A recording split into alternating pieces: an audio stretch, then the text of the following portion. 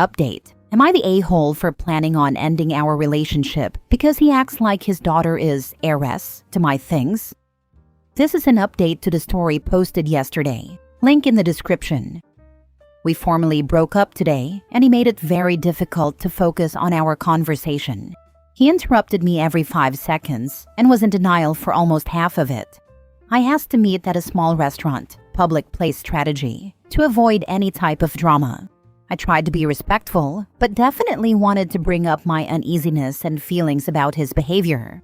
He tried to brush it off at first, but when I insisted, he evaded the subject. I told him what he already knows. My children are my priority as a sole provider, and I want to ensure that they have their needs covered.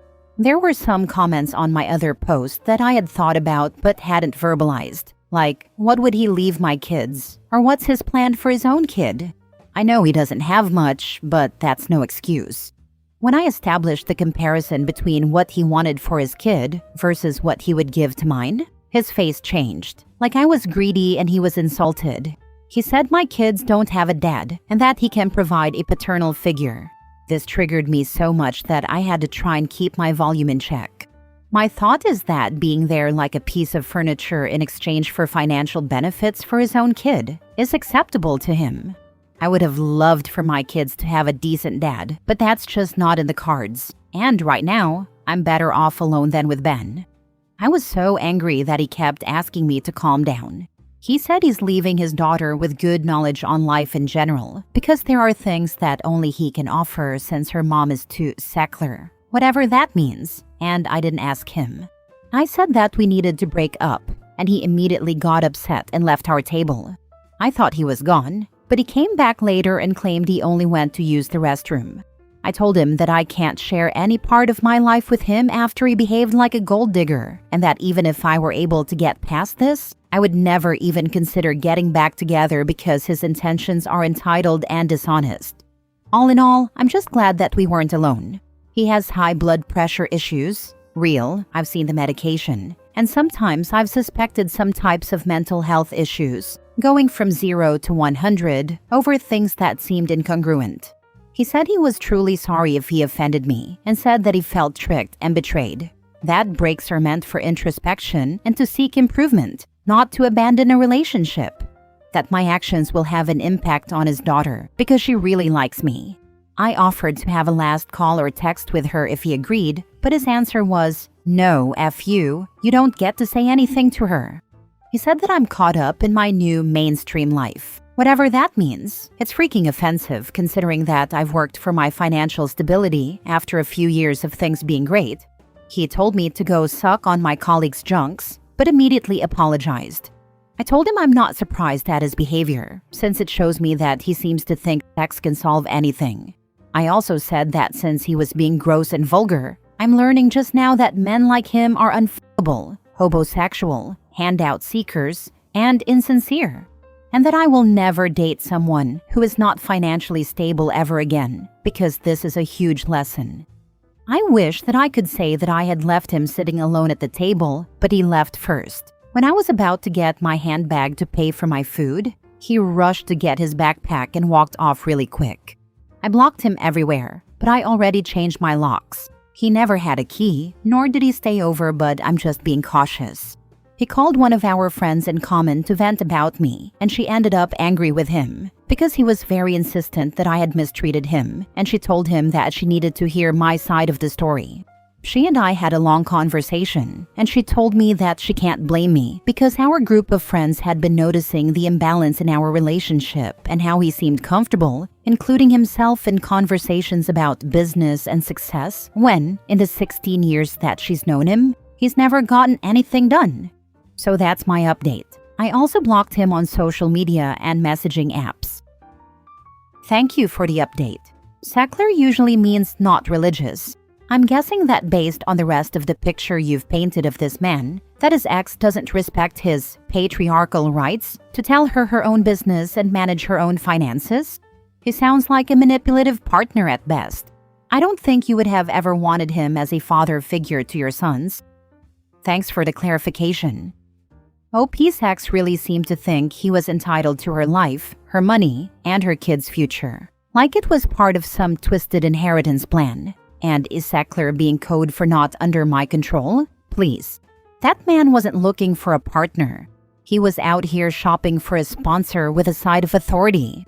Good riddance. OP didn't just dodge a bullet. She dodged an entire financial and emotional demolition team. Definitely dodged a massive bullet. This guy was clearly trying to use you as his retirement plan and a financial support system for his daughter while offering nothing but paternal figure BS in return. His explosion when confronted shows his true colors. The vulgar comments, emotional manipulation about his daughter, and weird accusations about your mainstream life are classic tactics of someone who got caught being predatory. Love that you stood your ground and called out his homosexual behavior. When someone shows you who they are, believe them the first time. His behavior really screamed desperation and entitlement. It's telling that he tried to guilt trip you with his daughter instead of taking responsibility. You deserve someone who respects your boundaries and values. Here's to moving on and finding better. Next story. Am I the a-hole for no longer wanting to give a house to my sister, my portion of inheritance? A few years ago, our mom passed away unexpectedly, and she didn't have a will, so splitting the assets has been more of a headache than any of us anticipated. Most of us, multiple siblings involved, believe we need to prioritize relationships with each other because we understand the long-term damage that feuding over material things after someone's death can bring to families. Our mom loved her house and spent her time turning it into a dream home before her death. Some didn't want it sold off. It was then proposed that one of our sisters, who has young children, be given the house because she was looking at travel trailers for housing, and it would be a long-term, affordable, and stable home. At that time, the sale of the house to her and her husband wasn't an option because they couldn't get approved for a loan. They were told they needed to prepare themselves to get a loan for the house in case the loan wasn't assumable. And unfortunately, they didn't do that, so to this day they still wouldn't qualify to buy it. We agreed on a nice idea, to each give the gift of our own inheritance, with an unspoken understanding that they'd plan on staying there long-term. While we figured out the legal stuff, they moved in and paid the mortgage until things were made official. Unfortunately, shortly after moving in, our sister's husband would tell friends and his family that his plan was to sell the house within the next 2 years or rent it out and move. This understandably caused upset because it felt like he was looking at an opportunity to profit, not seeking long-term stability. We proposed a stipulation stating that they'd have to reside in the home for 5 years before it would be transferred solely to them, as proof that they were serious about making it their home. But her husband got really upset and wouldn't hear us out. We asked our sister what their plan was, and she said it depended on her husband's work situation, that moving wasn't off the table or fully on it, but she felt 2 years was long enough to consider it long-term. With all of this coming to light, a few of the siblings no longer wanted to sign because they didn't feel it would be fair to end up with none of the equity from a short-term living situation. We sought acknowledgement that they understood this was a huge gift and sacrifice of our inheritances, hoping he would show some gratitude so we could feel good about signing and move on, but he was not receptive. He feels that because he's done some work on the house and has paid the mortgage, it is his. It no longer feels wise to hand over my portion heedlessly, not because of the money, but because of the morality and ethics of it all. With the new information about their plans to possibly sell the property after only a short time, the sense of entitlement, and the lack of acknowledgement for how big of a gift this really is. Am I the a-hole for no longer wanting to give away my portion of the inheritance? Not the a-hole. If sis can't buy it, then she doesn't get the profits from selling it. I get not wanting to sell it to keep it in your family, but why give it to just one sibling? They're already thinking about the money in their pockets after selling their gift house. Nope. We wanted them to own the house, grow as a family, and we didn't feel it would be right to have any sense of entitlement to the equity if they were there long-term, since they were paying and caring for it. It was the plans of selling quickly and profiting off of our generosity that put a sour taste on our tongues. Most of my siblings are extremely giving, humble people without a greedy bone in their body. At the time, it felt right to send them off into life with a leg up and we could sleep well knowing our nieces were in a beautiful home. It may have felt right at the time, but they have shown their true colors. Sell the house and take your rightful inheritance. I agree. Sell the house. Anne's sister and a-hole brother-in-law will get their portion to do with what they will. They're not aligned with OP's values. Not the a-hole. I'm honestly not understanding the original decision anyway. Even if the sister and brother-in-law had agreed to live there for 5 years, it seems mad to me that all the siblings would gift their entire inheritance, just so the property stays in the family for 5 more years. If it's really non-negotiable that the property can't be sold straight away, can the house not stay owned by all siblings, and the sister and brother-in-law just live there at a rent that covers the mortgage? At that point, it was everyone just wanting to do a nice thing in our mom's memory, an act of love and an equitable choice to help our sister. As of now, the house is owned by all of us and will remain that way until the day comes when nobody lives in it, and nobody wants to have to cover the mortgage. I don't think we will collectively agree to sign it over to my sister and her husband anymore. Isn't it funny how you wanted to avoid the type of squabble that happens between selfish siblings by being generous, and you still end up in a squabble? I think you're taking the right step. Next story. Am I the a-hole for taking my grandparents' house? I am 26 female. My grandparents are both 68. My maternal grandparents moved from England to Brooklyn, New York in the 80s and were lucky enough to afford a 5-bedroom townhouse, which they shared with my mom, my aunt, and my uncle. They were young parents, so there was an age gap between my mom and her siblings. For the majority of their early years in America, my grandparents just shared the house with my mom. My mom had me in her teens, so we lived in that house until I was about 10 when she got her own place. We still lived in Brooklyn, and luckily due to what my mom studied, she secured a well-paid career. After receiving an inheritance, she basically managed to buy the house outright. Fast forward to 2015. My mom died suddenly, and I inherited the house along with a substantial amount of money and my own family inheritance, which my grandparents had set up for me and my 4 cousins. The house was a good enough size for me and my then boyfriend. We welcomed a daughter a few months later and later got married. Last year, my husband and I decided to try again for a baby, and I got pregnant quite quickly. We learned we were having twins, and despite the house being 3 bedrooms, we agreed it was too small to raise 3 kids in. Now, house prices in New York are insane anyway, but with the sale of the house and using some of the money I received from the inheritance, we were in a position where we could luckily either buy a 4-bedroom property outright or at least put a large deposit down to lower mortgage costs. Well, it turned out my grandparents were looking to downsize, and I don't know how this came up, but they suggested I could take their house and they could take mine, and I just pay them the difference in what their house is worth. It would be a couple $100,000, but my husband and I had the money. We had a lot of discussions, met with lawyers, and eventually came to an agreement. I'm currently 7 months pregnant, and the sale was finalized. We've all started preparing to move, and it's caused a lot of ill feeling in my family.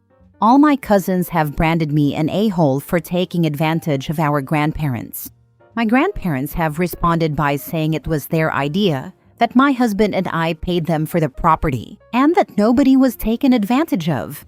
My hormones are all over the place, and it's stressing me out, as I don't know if I'm in the wrong or not. Edit. I should add that even if my grandparents kept the house, my aunt and uncle would have received it as an inheritance, as they're my grandparents' children. My cousins would have just received money, and probably some heirlooms or something. Not the a-hole. You wanted a bigger place and they wanted a smaller place. You even paid them the difference in what your houses are worth. It's win-win for everyone, and your cousins just sound jealous, to be honest. Yeah, I'm having a hard time understanding how OP is taking advantage of the grandparents in any way. Jealousy is the only explanation in my eyes, not the a-hole. They're mad because now none of them can sell it once the grandparents kick the bucket. Not the a-hole. They are probably mad that the house that will eventually be up for inheritance won't be worth as much as the one you have bought off your grandparents. Not the a-hole. I'm guessing that's one of the reasons you had lawyers involved, besides the complicated paperwork.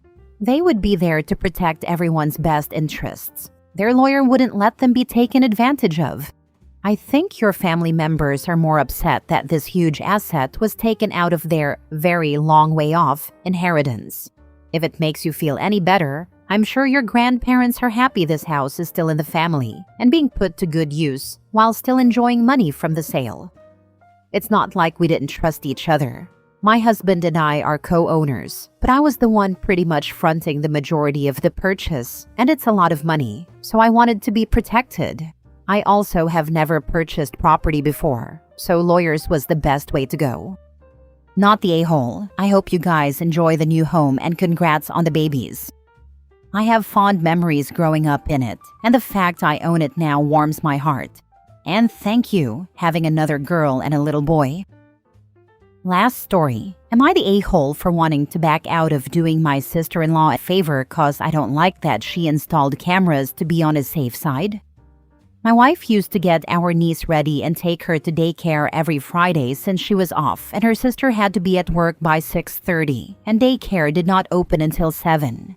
My wife's work schedule changed and she could no longer do it, so I offered to change my schedule around to start work at 10. We have been doing this for around 4 months. My sister-in-law has voiced no concerns, and when she calls, I always answer. We recently found out she installed cameras in her house. When my wife brought it up, she told her, "You never know." I'll be honest, I was taken aback because she has had no complaints in the past, but now she wants to have cameras because you never know? My wife did ask her sister if I had done anything that made her concerned or worried. She said no, but that it was a safety issue. Once again, she told my wife, "You never know." At this point, I told my wife I don't want to go into her house. I don't feel comfortable being in a home or around her daughter if she's that concerned. My wife agrees it is weird, also considering I have known her sister for over 16 years. Others think I am blowing it out of proportion, but I don't like how she assumes the worst of me just because I am male. She told my wife she had no concerns when she was the one doing it. Are you sure the camera was installed specifically to monitor you or for general security? If it is just for you, then check out the team memo that went out yesterday afternoon. It turns out that your schedule has changed and you will no longer be able to start work at 10 o'clock.